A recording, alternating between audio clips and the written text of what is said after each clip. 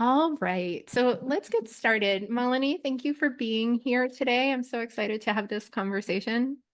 Thank you for having me, Christine. So looking forward to it. I'll be honest, I'm a little nervous talking about my personal story, but I'm also very excited to talk to you and then, of course, talk to the other ladies that will join us later and hopefully exchange some ideas. So thank you. Of course, and thank you for sharing that. I've been running more and more of these sessions for background for the folks on the line. My name's Christine Perfetti. I run my own product and UX consultancy out of Washington, D.C., Perfetti Media.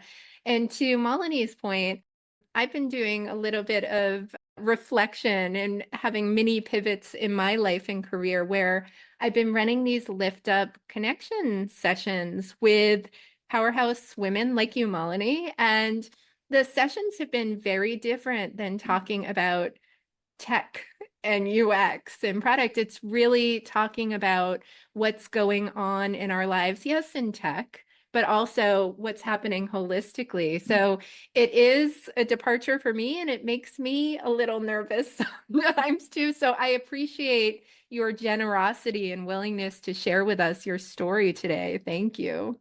And to start, I'd love to introduce you. Malini Rao. We've known each other now. I can't believe how time flies. More than over 10 years Yes, now. And absolutely. Yeah. it's time is flying. And Malini Rao is a tech leader with more than 2 decades experience in the tech world, the UX world.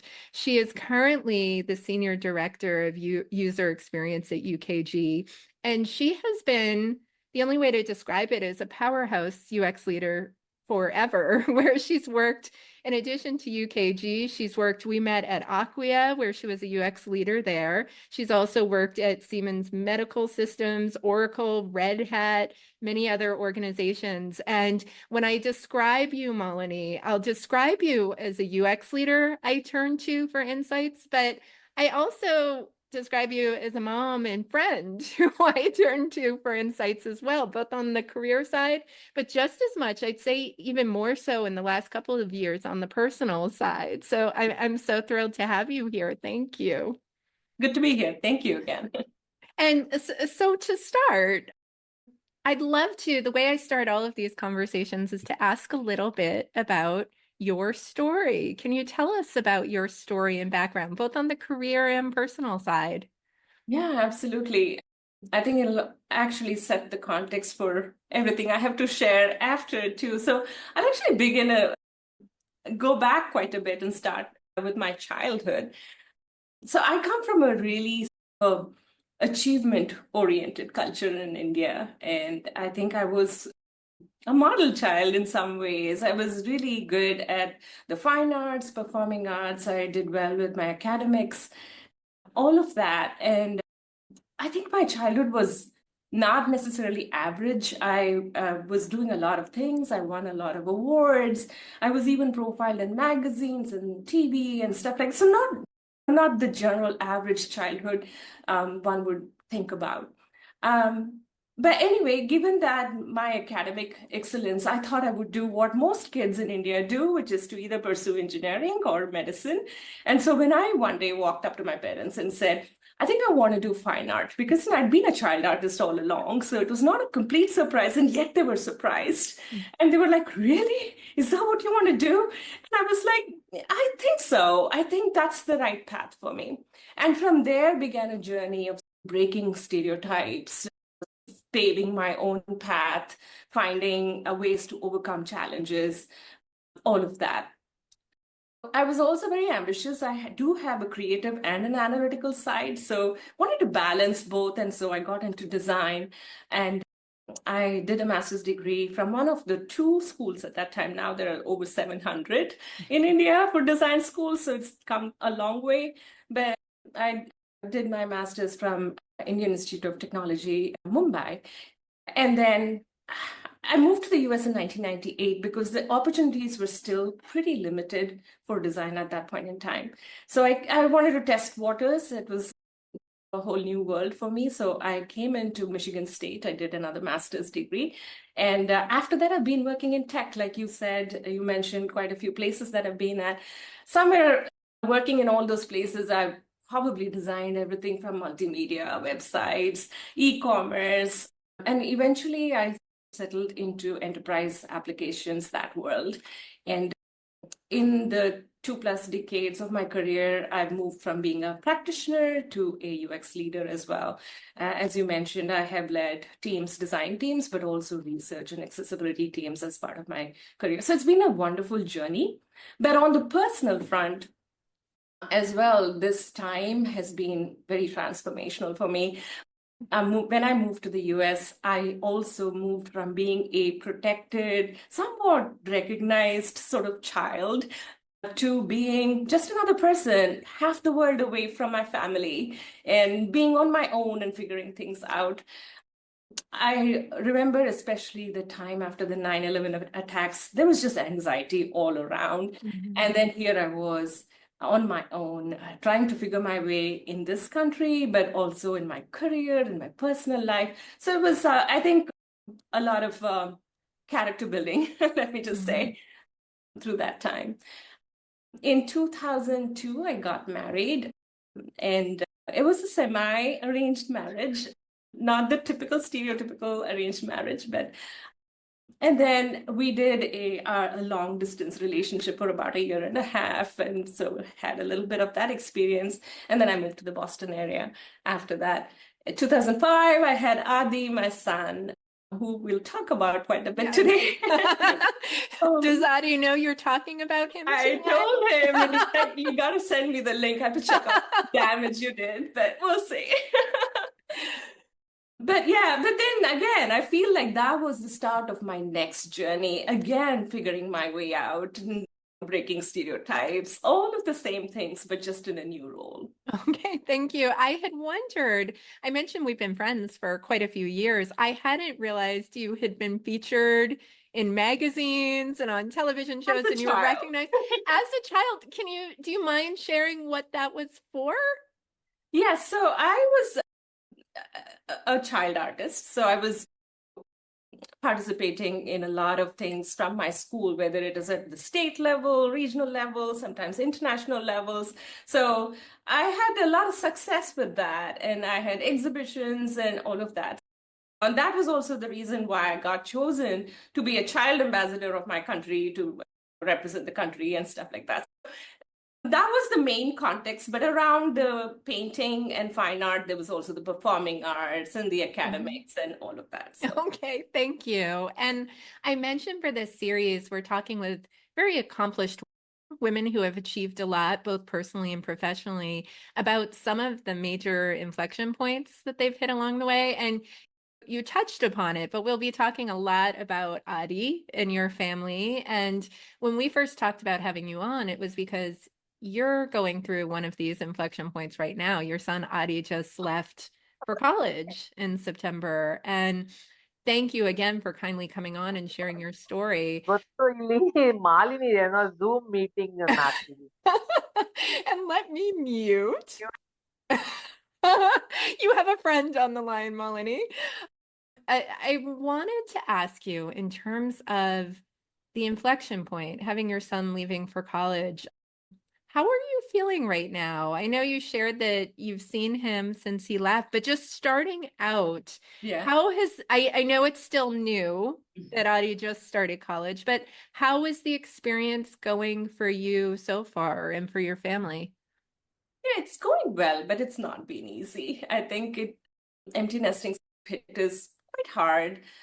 Even though we were expecting it, obviously we knew this was coming, but Adi is our only child, and we've also been so fortunate to have a very close bond with him throughout. So it feels especially hard and dramatic in some sense, given that. Also, given my own not so average childhood that I just described to you guys, I felt pretty strongly that I missed out on some simple joys of childhood growing up. So I went a different way with Adi. And so we said instead of going after tapping his highest potential or Mhm. maximizing his activities, we decided as a couple, my husband and I, to follow his goals, his dreams, or whatever he wanted to explore. And in doing that, we also decided that we would raise him by leading by example. So we didn't make Adi an excuse to put a pause on many of the things that some parents do, and every family is different. But we went headlong into our careers, into our interests, and hopefully that model for him, that's the way he would also do lead his own life. Ashwin, my husband, completed his master's, his MBA as Adi was still a little child and managing home and career and the baby. And then I founded a Hindu temple, starting from scratch, really gathering the funds, gathering the volunteers, just making everything come to life. That took a lot of energy and a lot of passion and motivation. So he was exposed to all of those as well. I also want to share another thing that is quite unique, I think, in most people's life. This is probably something that you don't expect. But again, our parents are aging. And so, and they live very far away in India. So for a while, we did have, both of us decided to bring our parents over and live with us. So all at the same time. So we had this big family that Adi was part of, and there's a lot of adjustments that he had to make even as a small child. Anyway, I was just trying to make a point about us flowing with life and him being part of everything. That's how we raised him. But it's not as if we were distracted or not engaged with him. Actually, it was quite the opposite. In fact, we were super focused to have a lot of family time, a lot of shared travel experiences, a lot of free conversation. And I think that was really very useful because I think as he hit the high school time, that's very challenging and very transformative for most kids. Within those 4 years, they do a lot of growing up. And so I think those conversations continued. I also happen to be his conversation person. So I, in fact, have a website, a small blog where I've like just documented all our interesting interactions and sometimes so insightful, sometimes so funny. But anyway, just those things.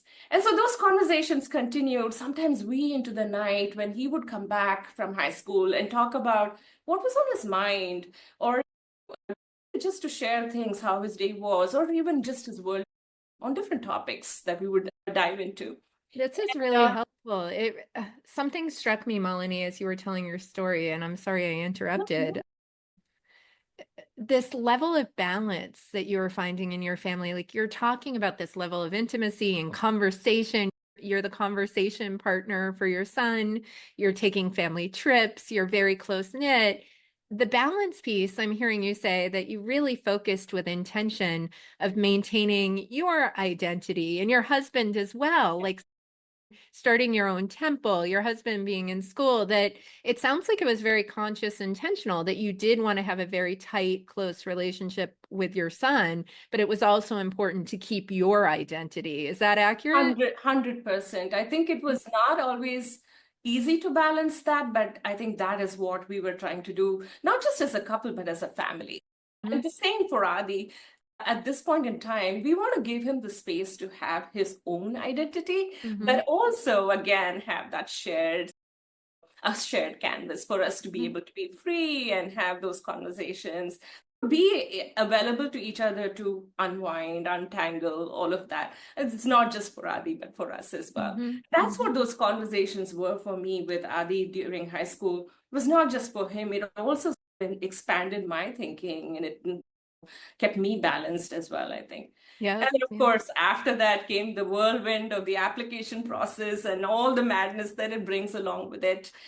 We again were able to get through it as a family, supporting each other and things like that. And thankfully, we were really thrilled that Adi got what he wanted. He secured his admission into NYU, into the desired program of his choice. And now he's actually embracing the big city. He's made good friends. He's working hard. Thankfully, also working hard on his That's great to hear, though, that he's already meeting friends a couple of months in and feeling at home. Driven. Christine, when I first dropped him, it was like he was on a mission, right? He's doing really well. There's a lot of pride there's a lot of joy because he's doing well and he's embracing everything. But that's where, coming back to your question, I took a little bit of a detour there, but coming back to your question, I still miss all those updates that I used to have from him through our conversations, those late night chats. Just having that level of engagement is not a reality. Yeah. So now I am adjusting or trying to adjust to make peace with the fact that maybe I don't need to know all the details about his life, or to trust that he is doing okay. And he's going to be fine.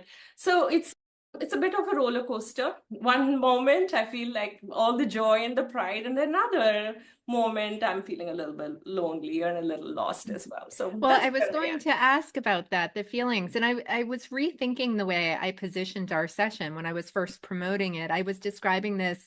A lot of people talk about this stage as empty nest syndrome. And what do we mean by that?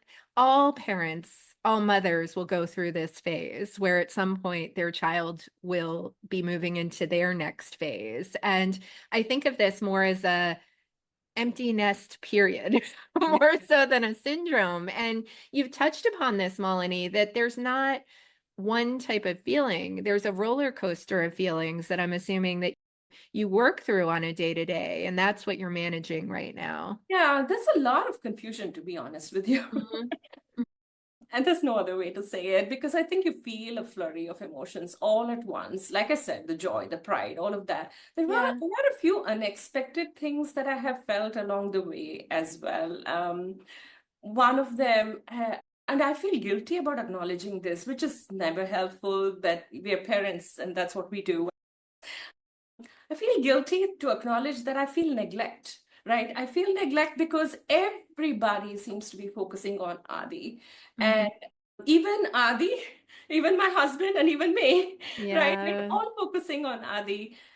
And it seems like the world is telling me, oh, this is how you need to be. But that's not that simple.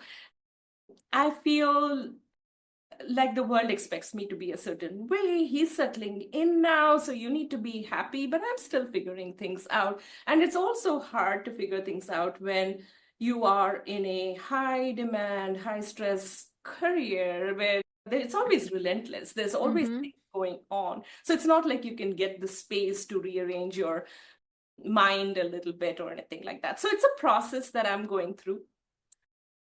I might have shared with you this before, Christine, but I read an articles about empty nesting, and it said that empty nesting is not necessarily grief, but it's not nothing.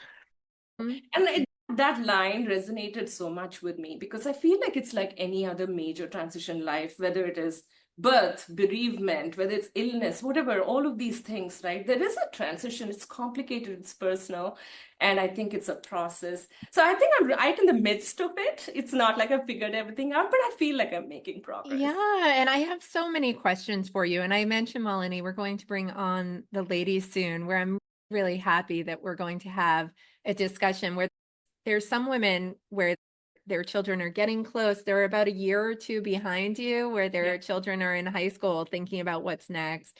And also, Mary will be on. She's gone through this process already. But a couple of things I wanted to ask you about. First, this notion with empty nesters, you mentioned people talk about grief. I've also heard, and you said it's something else. I also was doing reading, and I'm still many years away from this stage, but the notion that there may be a piece of grief, but as you continue to traverse through this journey, there may be a sense of relief and even joy. I'm wondering, you're still so early on in the journey. Are you having some of those feelings as well?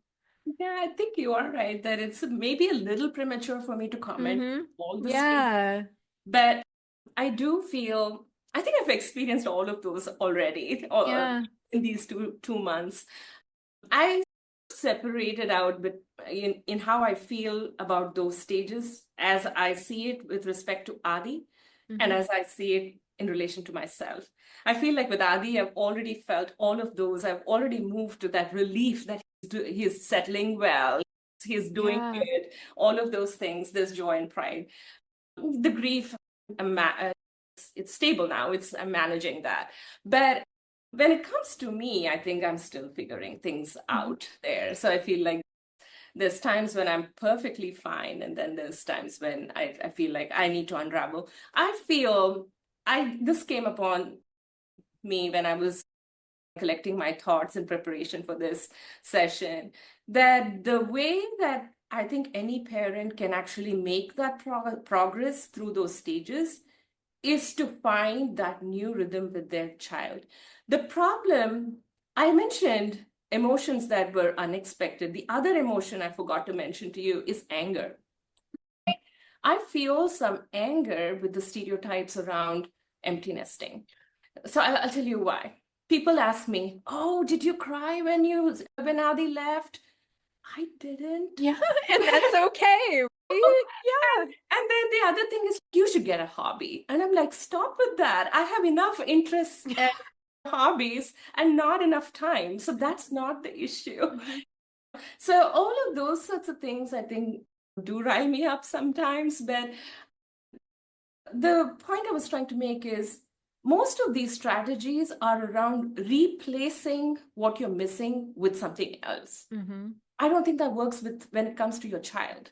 It's not something you move on from. Yeah, absolutely. So I feel like when I hit the rhythm about having my relationship evolve to the point where I'm still feeling that closeness with him, but in this new rhythm, I think I'll feel the joy. I'm Until hearing then, it's a lot of other things. no, and I hear you about the anger or expectations you're hearing from other people. You talked about or society, but you talked about the questions you got about, oh, were you sad? Were you crying? Or do you have a hobby? I'm assuming in the high tech world, there's some people who haven't even said anything about what you've gone through. I don't know, but I'm curious, different facets of your life. I'm assuming like in your work, maybe fewer people are asking you how you're doing. Is that accurate or not? I think it's really, again, at work, we are all so busy chasing so many Yeah. goals that it's very hard, I think, for people to remember what's going on in people's lives. Of course, within our smaller teams, these conversations do come up, and I truly appreciate it. But when I did take time off to go drop him off, obviously there was more checking in around, "Oh, how was it? How are you feeling?" All of that.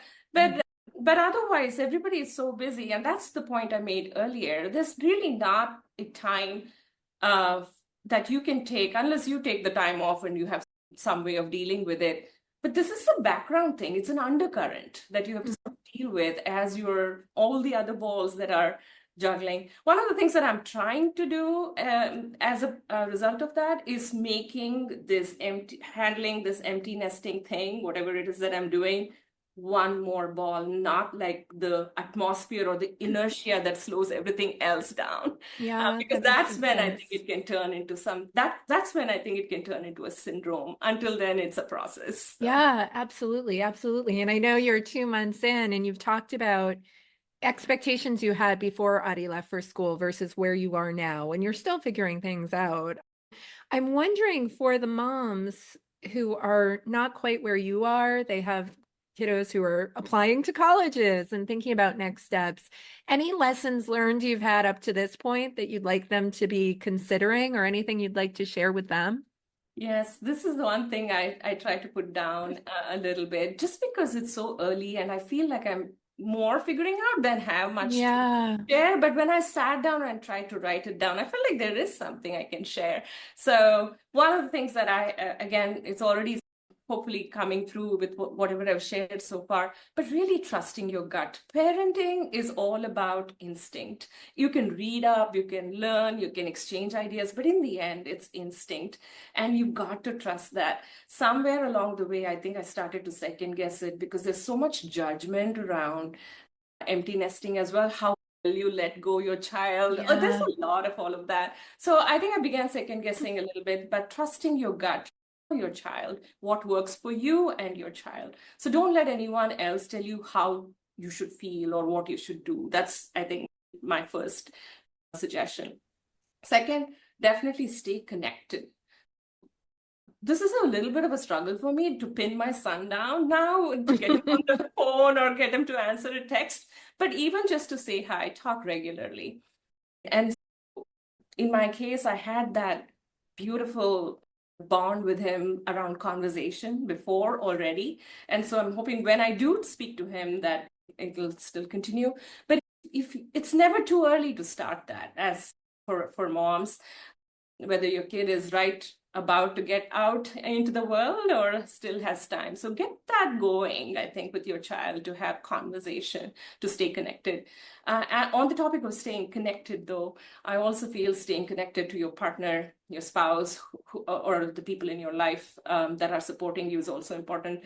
I've spending more time also making sure I feel comfortable and having him be comfortable in saying, I need help now, I need your attention. Sort of being very direct and deliberate about that. So those are some things about staying connected. The next thing I think I want to talk about is finding balance. Again, like I said, I wish letting go was a switch, but it's not. Yeah. It's a process and it's complicated. So I think you need to find the right time and the right way to let go. For that works for all of us, not just for Adi, but for me and for my husband. So Letting go too, as you said, your children, it's not okay, bye-bye. yeah, Letting go is a process. And when your child goes off to college, he or she may still need you on some capacity. And absolutely. finding, you talked about balance, Malini. At 18, 19, 20, our children may still have needs from us as parents. And I'm curious, how are you finding that 100%. balancing act? It is hard. It is hard, but I do, again, that is another source of frustration for me where the letting go comes across as almost like, oh, now he's old enough to be on his own. Yes, true. That's why, hence, he's far away from home right now. Hence, I moved half the earth away to come to the US in my time. However, I think there is support that the child still needs. Every child is different.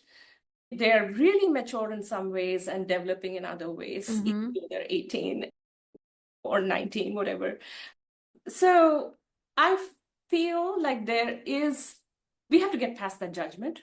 And I feel like there is a balance that we need. In my case, there's another aspect as well. The societal and the cultural aspects come in as Yeah. well. Our family is a dual culture family. We are straddling American influences and our Indian culture, right? And in India, parents have a much larger say. That's just how it is. And in the US, the kids get independent earlier than maybe in India. So there's a little bit of a push and pull that we straddle as well as a family. But I believe that there is merit in both letting go, but also letting the child know you're available for them. Yeah. And sometimes a child doesn't always know when to ask for help. So I also feel that's where staying connected is useful, because then you can step in if needed to make them aware that you're there and this is how they can possibly get out of whatever they're at the moment stuck with. Yeah. So I feel like there's merit in both of those. It just alleviates the pressure off of the child's shoulders as well to carry the burden that now suddenly I have to figure everything out on my own. Yes. My son actually tells me, Mom, I couldn't text you or remember to call you because I just had to make sure I had to get the laundry done and then I had to go get my lunch. It's just they're so focused on getting through their day that they can't think of other things. And now suddenly we're saying you got to manage everything. So I think Well, that's what I wondered. Talking about culture, we did receive the comment like the South Asian culture promotes more clingy interactions or closeness, it sounds like. yeah, I don't know about clingy. Again, it depends on child and parent and Yeah. that equation, but definitely, and I also don't know about closeness, to be honest with you, because that is also very different family to family. Yeah. And there is I think, a cultural expectation that the parent has more of a say in what you do, in your decision making, all of those sorts of things. Can I ask you, you shared something with me, and to the degree you feel comfortable sharing, Malini, but so when Adi left for college, when was your plan to see him again? Was it for soon after he left? Or I know he came home recently, but do you mind sharing a little bit about Yeah. what the plan had been Yeah. and how it's worked out? Yeah, no, I think we kind of stuck to plan, but we decided that we would go back for Parents' Weekend, which is actually Okay. happening tomorrow. Okay. So we're still on plan. We haven't gone back to New York City, but we figured he had a long weekend in between, and there was Mhm. no plan for him to come, but we were like, just come on over. So we did have him come home for the long weekend, the fall break. But the good news is that he's doing well. Oh, So yeah. Is it that didn't. something you decided together, you and your husband with Adi, or how did you decide Adi would come home? I think that was more our need than his. It's funny what he said. He told me it feels like it's been 45 minutes since I've been in New York City and I'm already home. Can you believe that? And here I am thinking to myself, that's not how I perceive the time.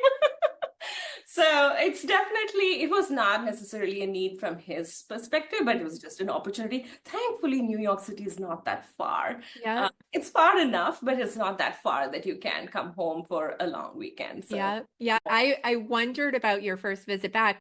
We got in a question too. Being curious, Malini, how often should you or are you planning to encourage home visits? I don't think we have a plan, to be honest, but I feel like we will go with the flow, right? Yep. Thankfully, again, like I said, the distance is not too far. So that option always exists. But it depends on what is going on in his schedule. If he is busy, then we are happy to have him focus on what he needs to. Again, it all stems from the fact that he is having a good time and he's adjusting pretty well. If that was not true, I'm sure we would have already made a couple trips, whether he was home or not. So Well, I haven't been on your end of things yet. My son is only 8, so I still have a way to go. I'm thinking about the lens of recalling when I first went to college and my parents' reaction to that. I remember that first parents' weekend, we actually had some friction where my mom had some expectations about how we would spend that weekend, and I did as well. And they weren't matching up. I think at some point there were tears on both sides because I had some plans with friends. Her expectation was we'd spend 3 days together. I'm curious, have you and Adi communicate a lot and you are communication partners? Have you set expectations with each other about what this weekend will look like? And if I so, reviewed my agenda. I reviewed my agenda with him. you have an agenda. Yes.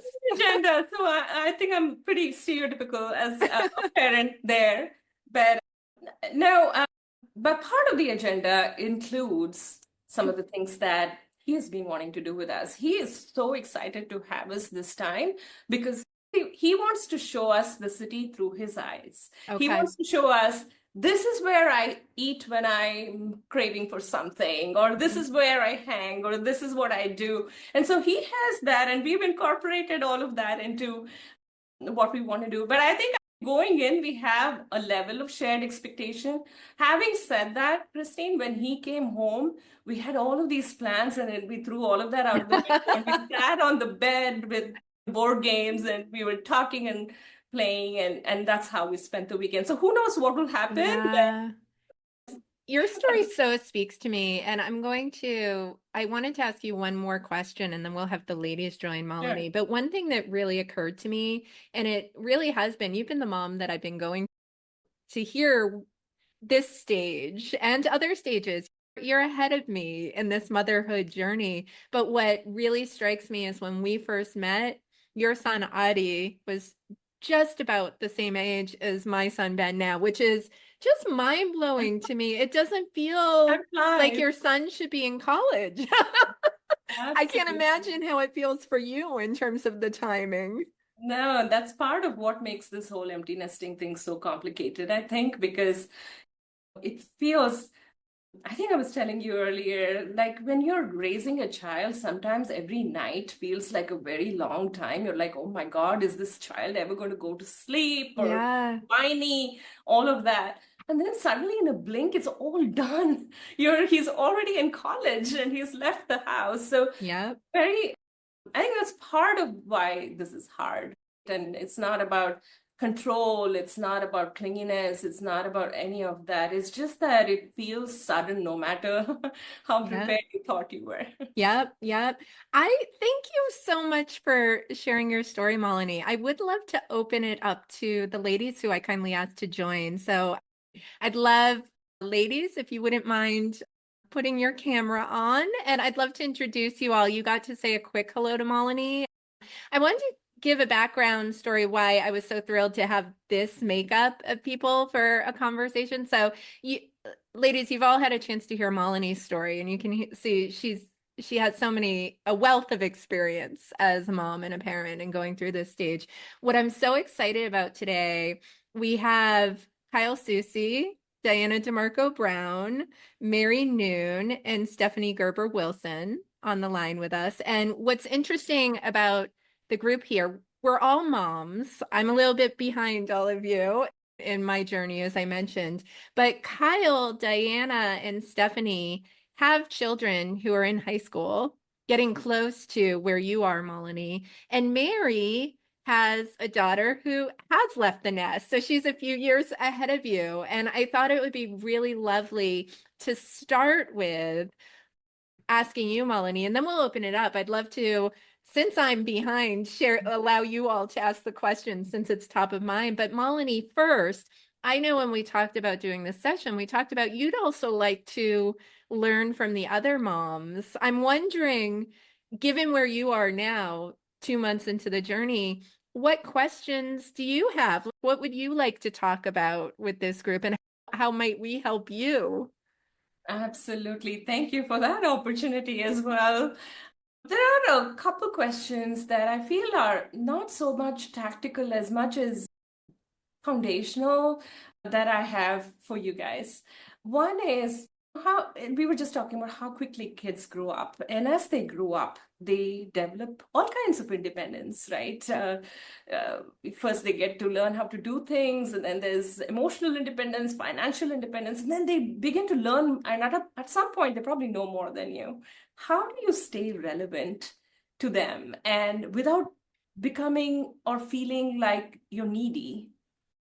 And somebody joked with me the other day. They're like, empty nesting, oh, it's just the beginning, right? Wait until he gets married, then you'll see the change. And so my next question is, how do we as moms prepare for these big changes where we are not just accommodating for our child and that relationship, but ourselves as well?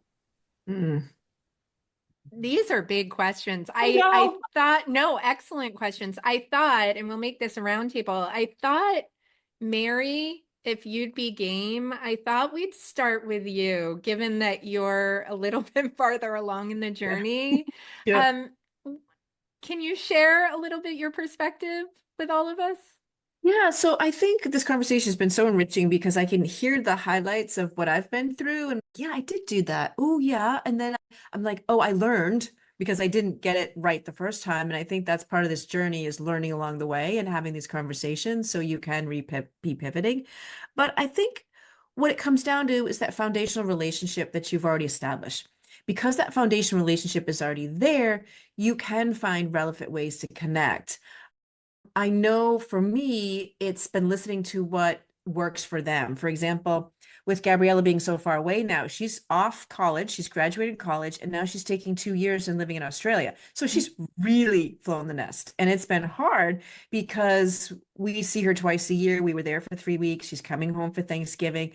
And I want this schedule. Like you said, I want to do this and this, but I need to make sure that we're hitting the high notes for her.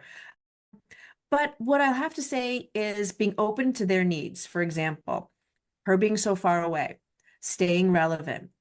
What I've known is with the time zone changes, I want to talk to her every other day, every 3 or 4 days. That's long for me. But I also know it doesn't work with her schedule.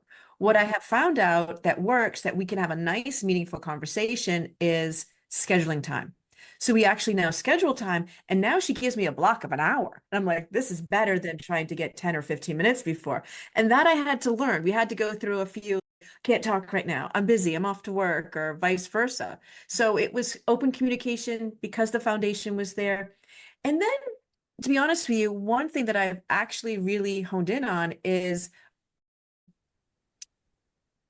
doing some things that she likes that might not be something that I would normally do. And now I'm a T Swift lover. I used to enjoy T Swift, but I was going on a long car ride and I said, Gabriella, I need to go on a long car ride. What's your favorite album? And then she went off and she told me why. And so we had that connection. And she says, you go listen and then tell me what you think. And I was like, okay. So I did. And then we had an enriching conversation. And now since then, we've had a music connection that I didn't even know we were going to share. So there is some beauty in this distance. It's just trial and error. It's learning what's going to make sense for them, realizing they do have some independence and you want to celebrate that. It's hard because you're in a position because you did such great work that they are actually out there on their own. And that's hard to swallow because you're like, wait a minute, you still want to be part of their journey, but you have to let them go. Yeah, 100%, Mary. I just want to make a quick comment. Now is when I'm thinking maybe I should have had a daughter too, because all his interests are what his dad loves. They talk football, and I'm like trying to get into football now. So I totally hear you in terms of trying to get into things that they like to talk about. So, 100%. Malini, are you going to get tickets to the New York Giants? I don't know about that. It's not on the agenda yet. Good. Ladies, thank you, Mary. And I'd love to open this up, but I was curious for those of you, 4 questions for Malini as well. Like many of you have juniors. I think all of your kids are juniors in high school. Is that right? Or Kyle, your son is? Yeah, mine is a sophomore. Okay, so getting Yeah. there. I'm wondering, as you were hearing Malini tell her story, and we talked about feelings as well, I wondered for the moms who aren't quite where Malini is, are you feeling these same feelings? Are you starting to anticipate this? Or I just was curious what questions you have for Malini. I'm definitely curious to know, so for context, my son is 15, sophomore, and he doesn't even drive yet. And I am seeing him less and less. Like this year, it was a real change for us. And I can't even imagine. He's so social. He's got all these after school activities, and it's great and all, but I feel like our time is already dwindling. And I was wondering, prior to Addie leaving, did you already feel like he was gone? Because it's Yeah. kind of feeling like that already for me. That's why I feel like sometimes when I get these suggestions that feel so onesimplistic, it's not about the reduced time. I was already not seeing him that much. You're so right. Again, once they start driving, and then the senior year, the senior summer is when they're truly free. They have nothing else. Their admissions are done, everything is done. Barely saw him. But what you still miss is just them coming back home. The steps, the way they make the noise as they go up the steps. I don't know, it's small things. It's strange. So I feel like, yes, it does prepare you a little bit, but it doesn't take away that emotional connect that you're still hanging on to, I think. So. Diana, you're driving around your daughter a little bit. Did you say she just got her license? Or are you seeing her less and less? Oh, yeah. So she got her license in May, only her junior operator license. So she's not driving around with friends yet. She can't for another month. Although once that happens, I'll never see her again. And she has her own car. Basically, literally, we got home from her exam for the driver's license, and she hopped in that car and left. It was like, I'm going to the gym, and took off. Like she'd had her license 20 minutes. And I was like, and so it begins. And I think that's the piece I was less prepared for, because I was like, okay, college, like they leave, they don't come back, like time is limited. I was less prepared for the driver's license and the car, and that really reducing the amount of time. Because Kyle, I'd been seeing what you're talking about too, but it was like I was still not in charge of the schedule, but I knew where she was, and I was taking her all the places, and we'd have that time in the car to have some of those conversations because she's up in her room studying, and her workload is crazy. So at least we have the car. And so I was not prepared for that to disappear all of a sudden.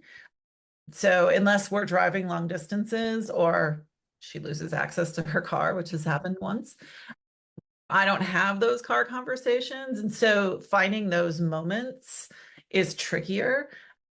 One other thing, but you guys both spoke to the foundation, and I've been really focusing on that and making sure like we're traveling together. So like forcing those moments to happen at least, so we can have a language that we can continue when she leaves. Because I'll always travel better than she does. I'll have a better budget. So mom's always the person to travel with for a little while at least.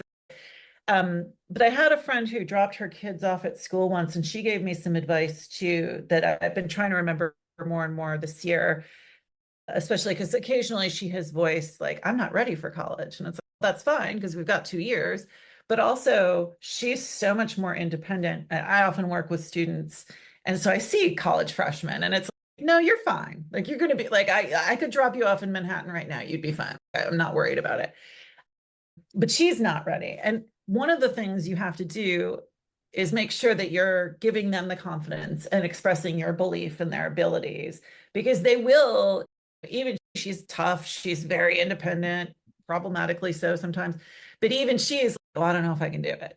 And so putting your sadness and fear, like all the complicated emotions, to the side a little bit and saying, you got this. Look for that connection, but don't communicate too much your sadness and your grief, because you want them focused on your belief in their ability to do it. So I've been trying to voice that a little bit more, possibly unsuccessfully, but I think, Diana, it's so interesting you said that, right? That's also why I felt like we added a couple days instead of just dropping him off and leaving.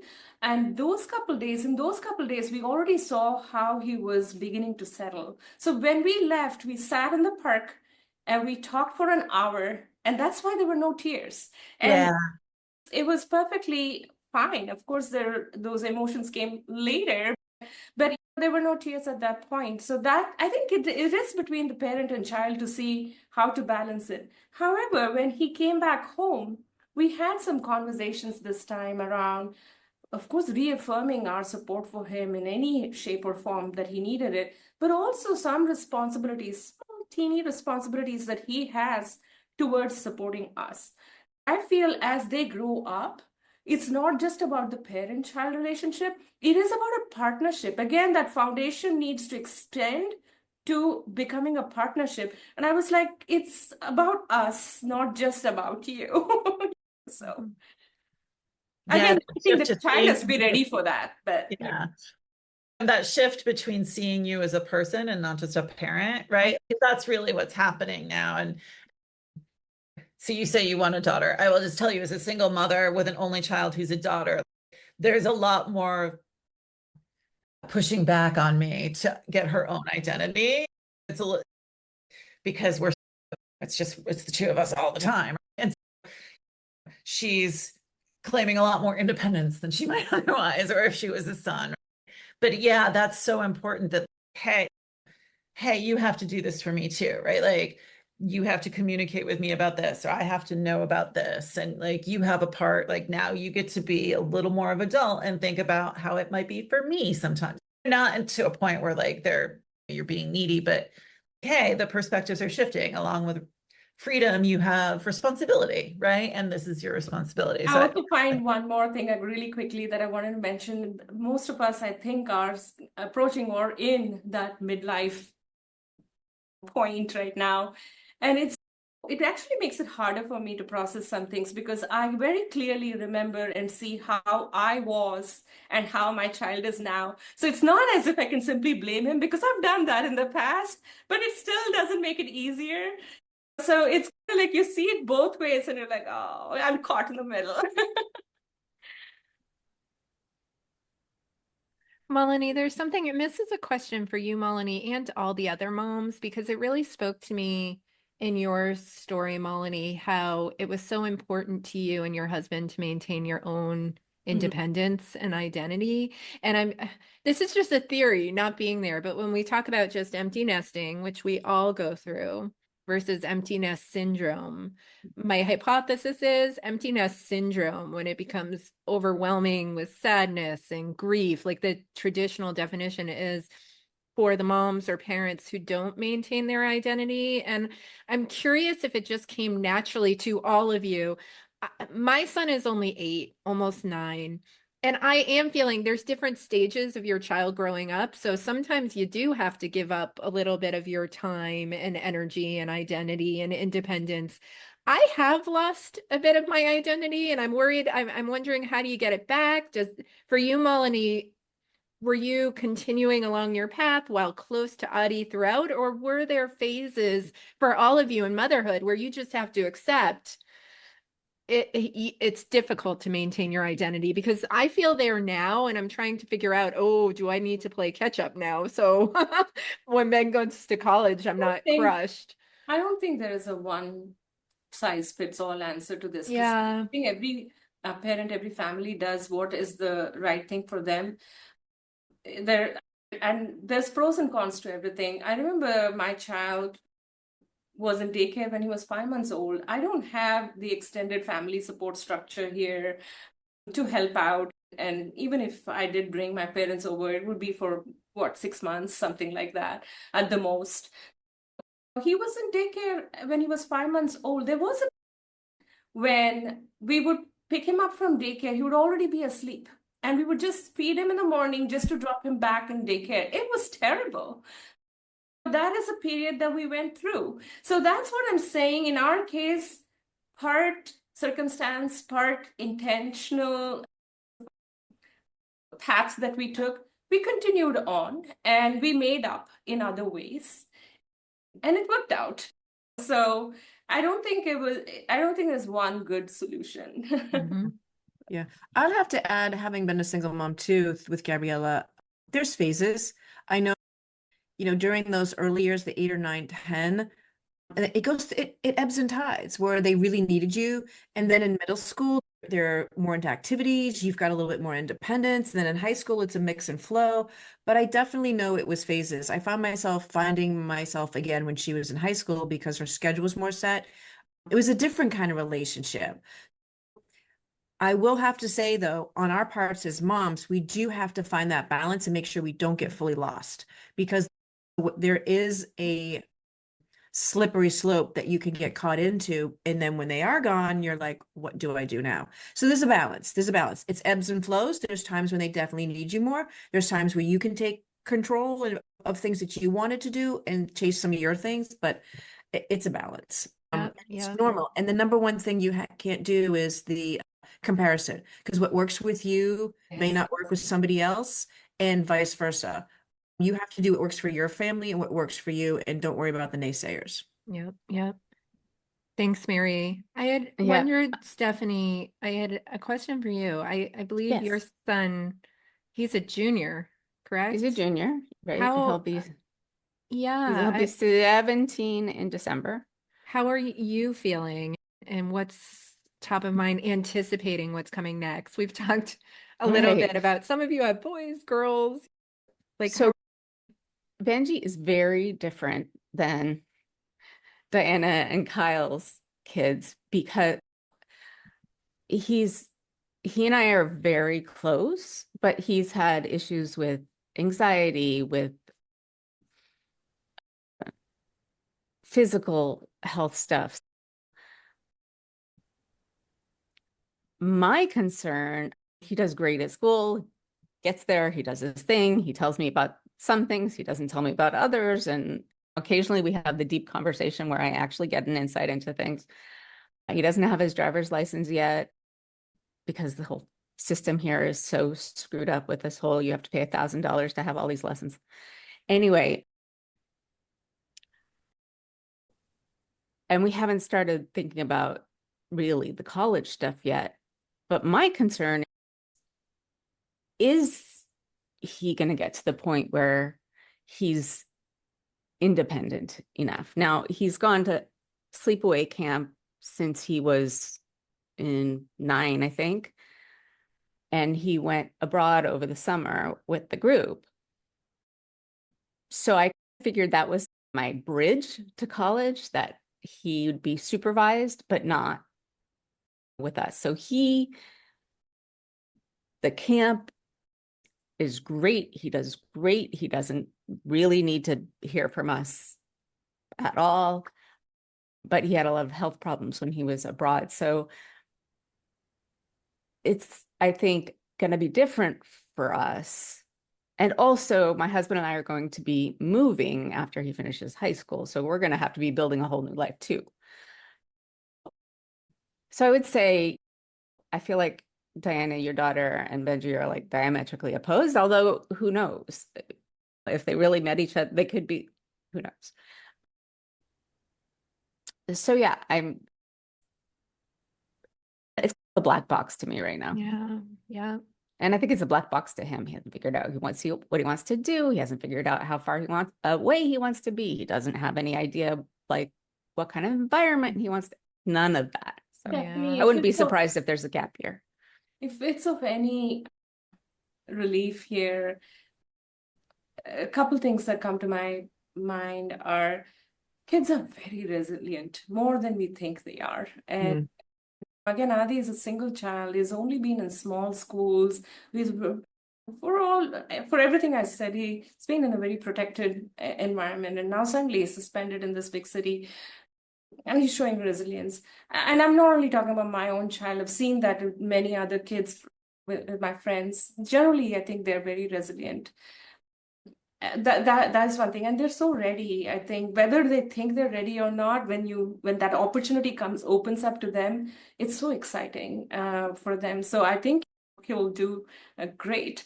And the other thing I wanted to tell you is when Adi last summer, when we started the process again as a junior, I remember having the first meeting with the school counselor and telling him he's a project because he doesn't know where. We took him to a few schools, and he's the kind of person who will say, yeah, I can see myself here. Yeah, I can see myself here. There's no difference where you take him. So it's the other way. It's way too easygoing. But what do you actually want? So starting from there, he didn't know what major he wanted to pursue. He didn't know where he wanted to go. The only thing he told us was he would like a city rather than a smaller place. That's where we started. And in 1 year, somehow he was sure enough to come to a decision to do an early decision. So it was a binding thing, right? And thankfully for him, it worked out. So I think it will come together. I just want to give you that hope. I think you should hope for the best, and it will happen. Yeah. Malini, thank you so much for this conversation. It was lovely and I learned so much. And Kyle, Stephanie, Mary, Diana, thank you so much for being part of the panel today. This was a lovely conversation. Thank you all. Yeah, I Thank learned you. so We much loved from it. all of you too. Thank you so much again, Christine, for the opportunity, but also to get to know you all. So thank you. Of course. Thank you.